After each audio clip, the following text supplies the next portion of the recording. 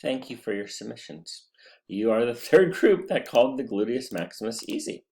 I'm getting the idea that yes, you are quite right. Everybody knows where it is. I'm not going to repeat what you guys said in your video.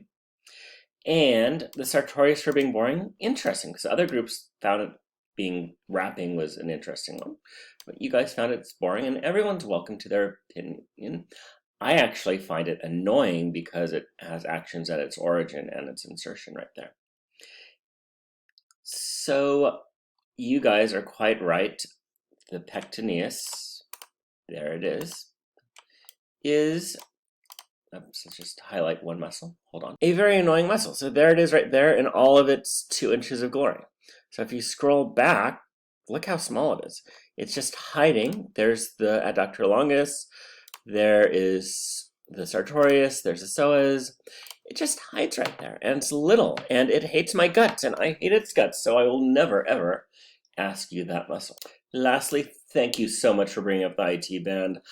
I managed to miss it on the cadavers and then miss it going over with things in class. It's super important. Basically keeps your legs straight and lets you run and walk, and super important. It does give a lot of people problems, and that's why they're always rolling it out. And of course, it's attached to my favorite, the tensor fascia latae. I like saying latte. And the glute's also attached to it. The glute does a lot. As for the arm, yes, everybody knows the deltoid. And yeah, everyone knows the biceps, and it's not that exciting. For some reason, I like the brachialis a lot better underneath it. I don't know why. I don't know what I have against the bicep, but I like the brachialis better. I am now worried that I have created 20-something students that think this is a cool muscle because it extends digits. So yes, here is the extensor digitorum extending all 3 of these digits right there. And there it goes, extending. Oh, there's flexing. There's its action, extension of the digits. So this is the beginning of the action. There it goes, and extending.